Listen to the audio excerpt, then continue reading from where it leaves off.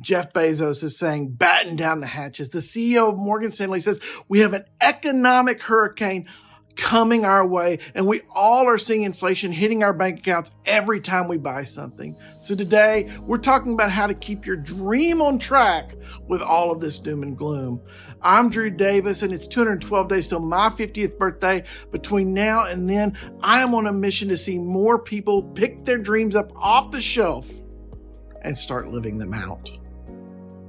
The inflation situation is real. The average American spends $100 more per month on gas right now than they did before. And even after all of the COVID stimulus, people continue living paycheck to paycheck, not knowing if they're going to make it until that next check arrives.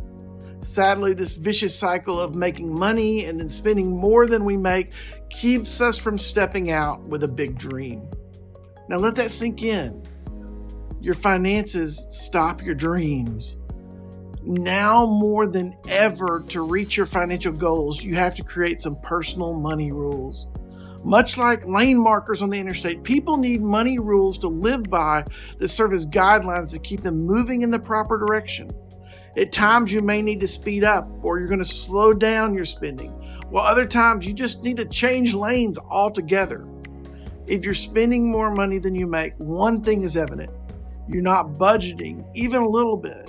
During my time in the finance industry, I met people who were millionaires, but they had never made over $30,000 a year. At the same time, I also met people making over $500,000 a year who couldn't come up with $100 a month to put in their retirement accounts. But if you're honest, you know what you need to do. So why aren't you doing it? Most people respond to this question with quips about how it's challenging to accurately estimate monthly bills or their income's changing. And while I'll agree with the sentiment, there's many rules that you can use to help. The simplest approach is someone like Dave Ramsey and his Financial Peace University.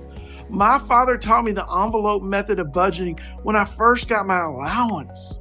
Ultimately, you are the master of your own world.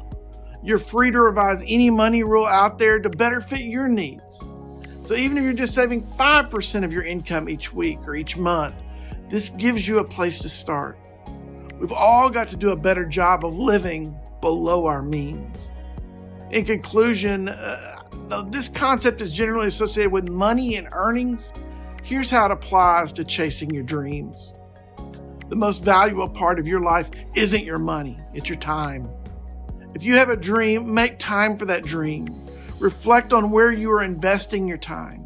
Even if it's carving out 15 minutes of time instead of watching social, find time to invest in your dream. What areas of overspending are you experiencing?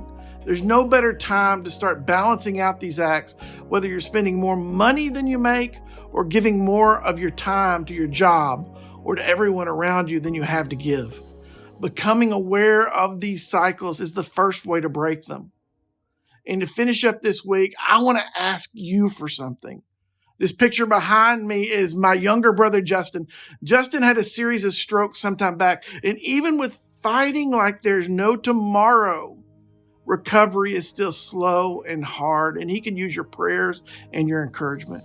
So as you're stepping out this week to chase your dream, please encourage others like my brother as they're chasing theirs.